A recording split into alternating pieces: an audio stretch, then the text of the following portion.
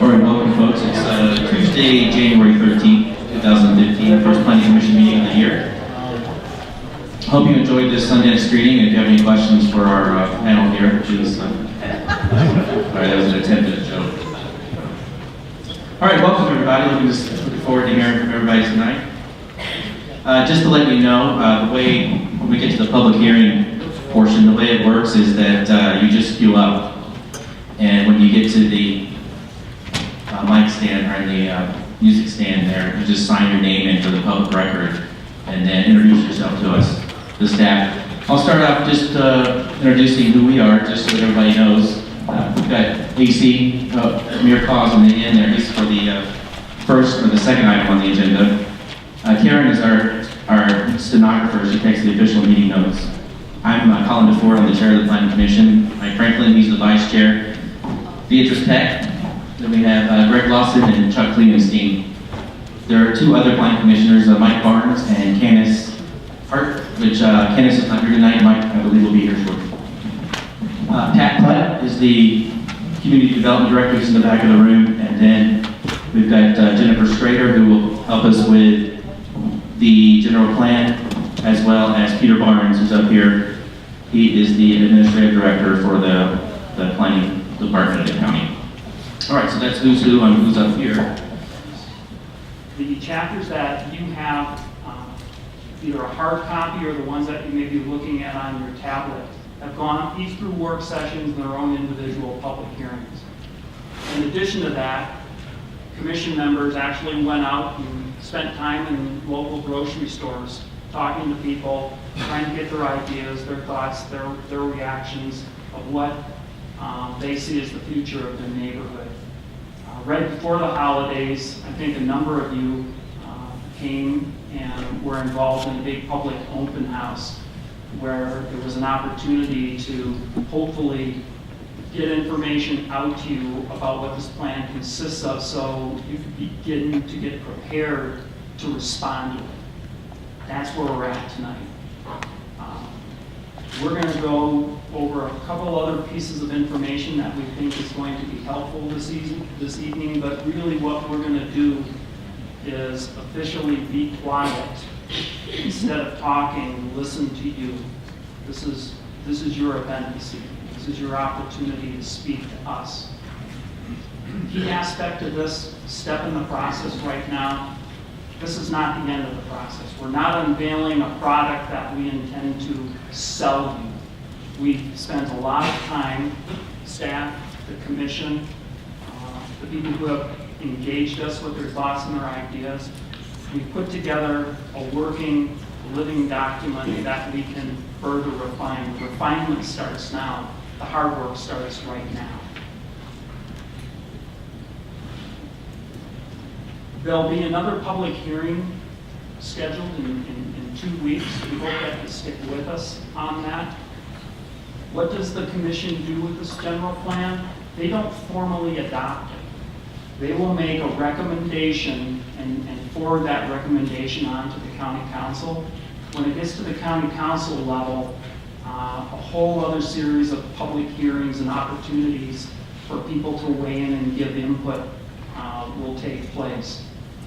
Carryway is the beginning of the process and not the end of the process.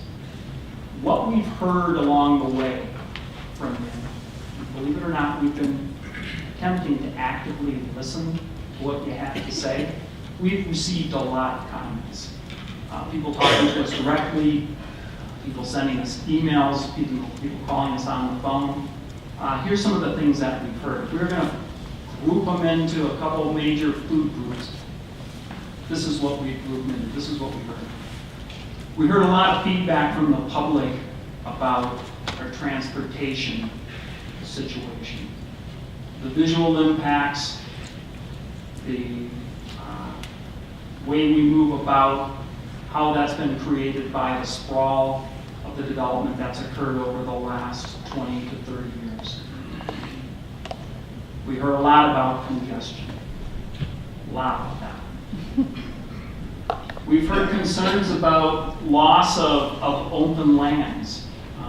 As the community grows, as more people move in, as we develop, slowly over time, the amount of open land that, for a lot of reasons, brought people here, people are worried about it being lost.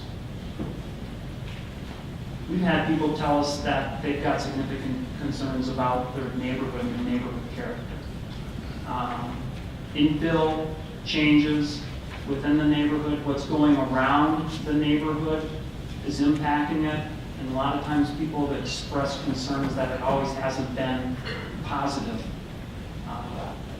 Traffic problems, loss of connectivity within the neighborhoods, from the neighborhoods without, to the recreational areas and the other amenity areas. People have been talking to us about their concerns that that's being diminished. A lot of people have been talking to us too about economic impacts of the growth and changes, and are concerned that the local resort economy may be affected or changed by the amount of growth. We think that's important as well. Neighborhood connectivity, how we move within our neighborhood safely, how we go from our neighborhood to other areas, whether that's to amenity areas, shopping, whether that's for recreational purposes, whether that's to the resort. People are feeling that those connections are being threatened. Heard a lot about getting our kids to school safely. This isn't just a problem in a particular neighborhood. We're hearing that wherever the elementary and middle schools are. Harley's, Jeremy, Trailside. A legitimate concern when their kids leave the house in the morning, will they get there safely? And do they have to worry about the traffic and the road crossings? Our environment, our air and our water, our air quality and our water quality.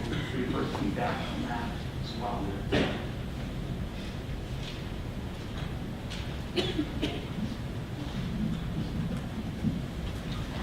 Thank you, Patrick. My name is Peter Barnes. I'm the Planning and Zoning Administrator. And I'd just like to say it's an honour just to be nominated. I'd like to thank the Academy. My job is like all the bit players on those award shows, which is just to say thanks, look for a job, and hand the envelope to the star to tell us what it is we want to do. I'm assuming that Patrick handed me the microphone because of the word design, definitely not the word smart. I'm not from these parts. I'm trained as an architect. I studied architecture and urban design in the UK. But I've been in Summit County since 1993. Some of you know me from back then. I battled government, and in some strange, rather supreme act of irony and revenge, about a year ago, Patrick invited me to join the other side of the table. I spent a significant part of my professional life on your side of the table, discussing the meaning of words. I'm constantly reminded on a daily basis, coming from England, that the English and the Americans are two people separated by a common language. When we put words down in a report today, it will mean different things to different people. The buzzwords of the technical aspects of what we look at make it even more complicated. It's important for us to remember when we're doing our technical work that what we're dealing with is not a technical puzzle. We're talking about people and their lives and their whole lives. We're not really talking about houses and cars and offices. We're talking about how people inhabit the community and how they want to inhabit the community in the future. Someone handed me a cute little cartoon today, which was directions to an urban design meeting. If you asked an urban designer, the answer might be, turn left at the node, follow the permeable route, past the imageable landmark and through the identifiable hierarchy of spaces, and you'll comprehend it by natural surveillance. Obviously that's meaningless. If any of you follow design context, planning, urban design, you'll hear phrases like traditional neighbourhood development. You'll hear urban design phrases. You'll hear transit-oriented development. A lot of those are simply buzzwords. One which I'd like to point out, remember the phrase in the traditional neighbourhood development. The traditional is pretty important. We do know how to do it. We just rearrange the words on a regular basis. The neighbourhood is important. One of the reasons why we're here today is look at the neighbourhood maps which we released. You all have special affinity to the neighbourhood in which you live, I hope. But something that's rapidly changed in the planning sphere, in the analysis of planning, is something called the functional spatial area. It's a cringe-worthy buzzword, worthy of another three-letter acronym, but it tends to describe the wider life in which you live. What would help us tremendously if you have specific comments about your neighbourhood? Remember how it connects with the wider neighbourhood. Remember how you leave your house, do you go to school, do you go to the office, do you go to the grocery store? How those interactions are also part of the planning process.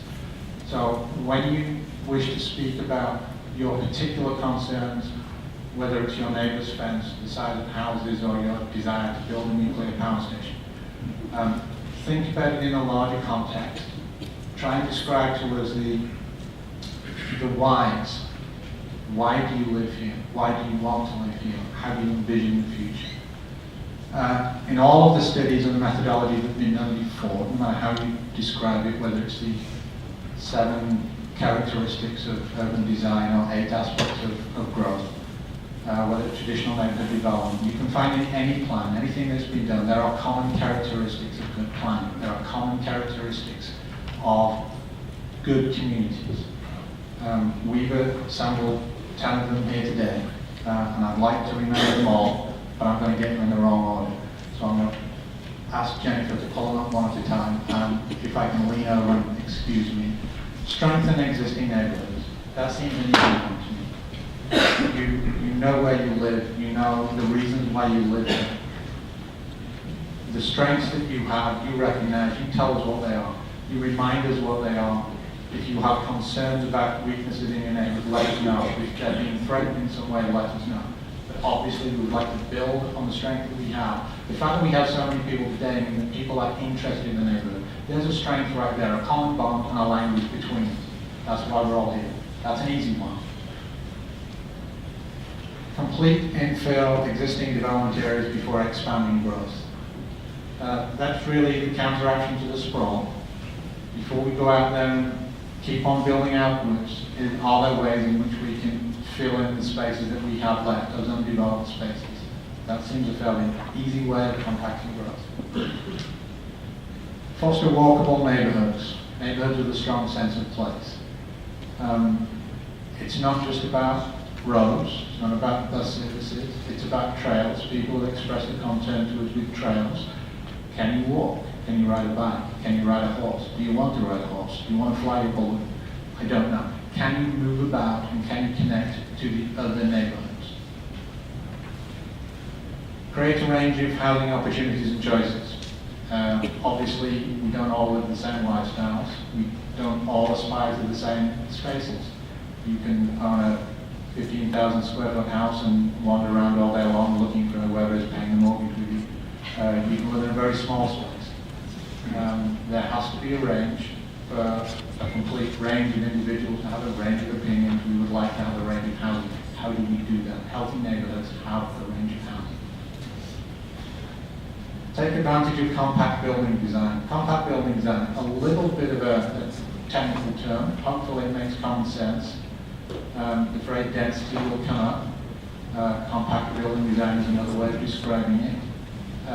Again, it's intelligent use of the available space. If we value our natural resources, let's not waste them by an inefficient use of spaces. Let's move the buildings as close to reasonable we can to get them together. They can build off each other. Compactness, fairly specific. If you want to talk about in greater detail, I'm more than happy to do so. Not here. Mixed land uses.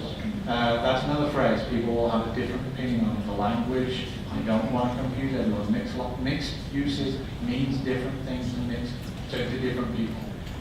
If you are afraid of a phrase, mixed use anywhere on a plan, let us know what your fears are. Let us know what you think we are trying to do. We'll try and explain what we think we are trying to do. During this process, hopefully we'll come to an understanding at least of the language, the words that we're using. Protect open space, agricultural areas and critical environmental lands. Hopefully no one's going to contest that one. Hopefully no one believes that we shouldn't do any of those things. It seems a fairly easy one to me. I'd like to move past it, but if anyone has an opinion on it later, please let us know. Provide a variety of transportation choices. That's the balloon from the horses and the bikes and the skis. It's not just cars, it's not just trains, it's not just buses. Importantly, some of you may have been to the other open houses we've had on the transportation plan in the basin. We have an extremely good relationship with our engineering department, who's currently running through the long-range transportation plan. Land use and transportation are intimately intertwined.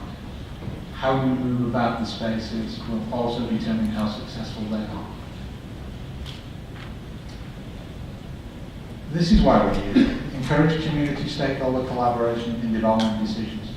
I'm from the government and I'm here to help. A phrase that people have heard for many decades.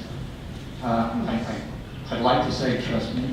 I will say I spent many years on the other side of the table fighting personally with Pat about decisions and arguments until we finally understood that we actually did speak a common language and we could get on.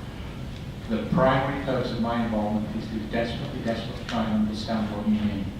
If we question anything that you bring up, it's not because we're contradicting you, it's because we're trying to understand. We really need your input. This is a community plan. Every one of us lives in the community.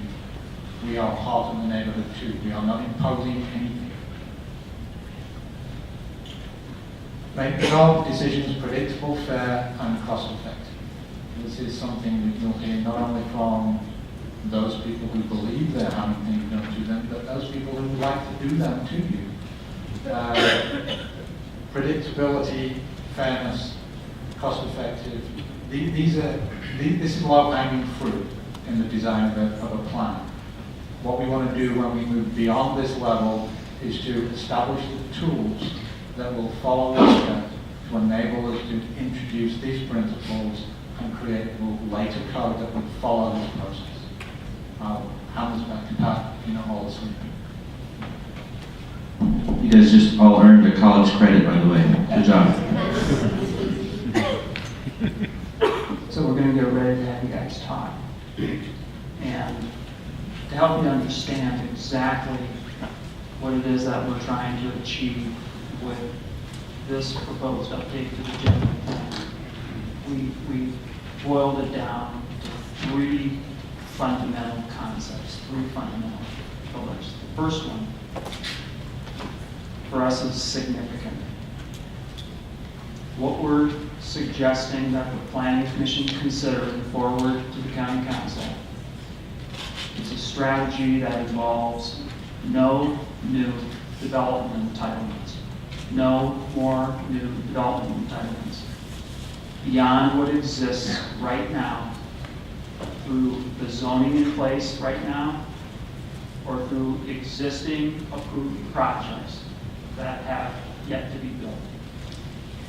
We're saying putting a hold on that until such time as we significantly reduce that inventory of development, until such time as we can begin to address and implement the changes we need to deal with our transportation dilemma that we find ourselves in.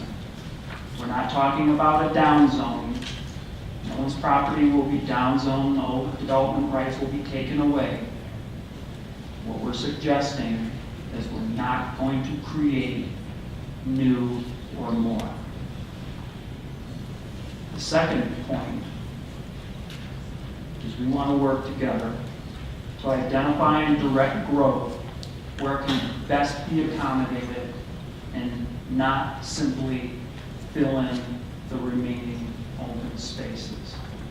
We want to be known as a community by the quality of our neighborhoods, the livability of our neighborhoods, not necessarily by our impressive highway systems. We believe that there's value with the empty space in between. And being able to direct the growth to the right locations to achieve that end is the second pillar.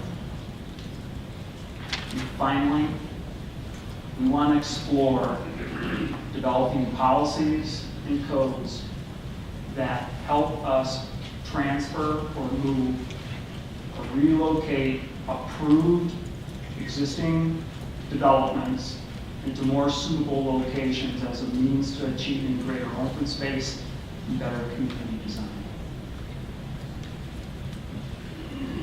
I love showing this exhibit.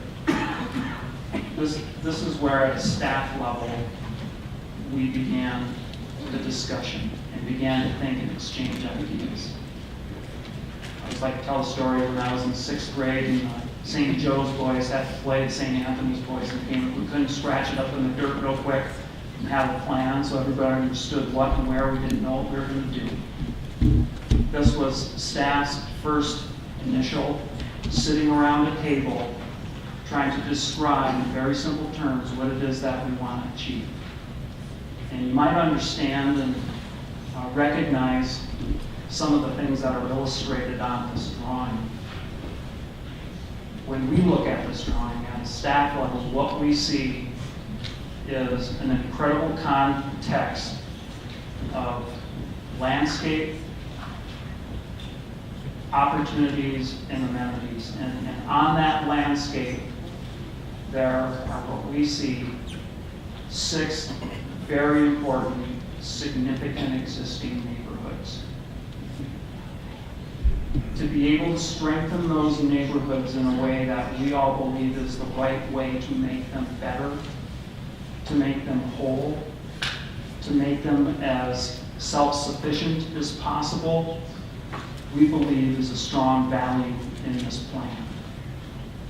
Taking those 6 neighborhoods and connecting them through means of movement other than just the personal automobile is important. Interstate 80, SR 224, 248, 40 road system, we believe offers opportunities to move than the traditional way that we're doing now. What we're talking about in our plan and working in conjunction with the county engineer is taking a road system and beginning to explore ways that we can turn it into a network. The existing network that we have now interlaced with other ways and other opportunities to move within this existing system. And then finally, with this simple drawing that Peter put together illustrates, not only do we have our existing system that wants to be a broader network, but we've also been fortunate through Mother Nature and through a lot of hard work with community members to create a matching green circle. I like to call it the green halo that allows us to move in a pretty unique way. That green halo, what does that mean? It's meant to represent on the east side of 40, the Silver Creek drainage and our existing wetland and riparian areas. To the north of Interstate 80, that's East Canyon Creek, and it's matching riparian areas and wetland areas. To the west of 224, over the last 20 years, considerable amount of work through Basin Recreation, Mountain Trails, Summit County, and Park City. The Millennial Trail creates an incredible spine for non-traditional ways of moving about. And then finally, the rail trail that runs from Park City out to the Queens Junction area. We think that that's an extremely unique feature that oftentimes we look at in fragmented sections. The goal of this plan is to strengthen those fragmented pieces into a broader whole. But in the end, the emphasis is how do we make our individual neighborhoods better How do we create value by empty spaces in between those neighborhoods that still allow us to be connected? That's what we want your feedback on tonight. I'm going to ask the planning commissioners if they have any additional comments. If they do, we're certainly going to take those, but I'm going to turn it over to you all to begin to talk to us. Remember, one more time, no decision will be made this evening. Hopefully just good listening on our part up here on the stage. There'll be another one of these meetings on the 27th of January. I believe it will be in the Regions Building. I'd love to keep holding it here, but we may wear our welcome out with the school district. By way of full disclosure, it is possible, based on what we hear this evening, the degree to which we need to make modifications and changes, it is possible the Planning Commission could forward a recommendation at that meeting. I don't know if that's going to happen or not, but you need to know that that's a possibility.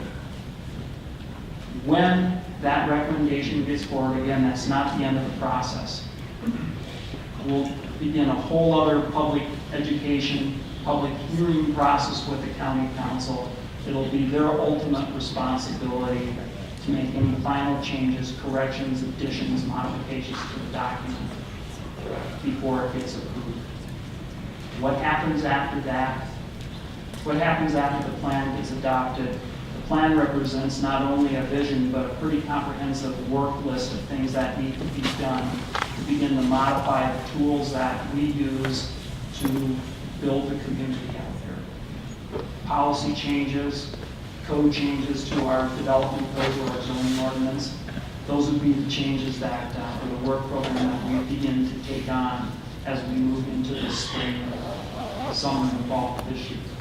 So once again, I thank you very much for coming out this evening. Colin, I'll turn it over to you.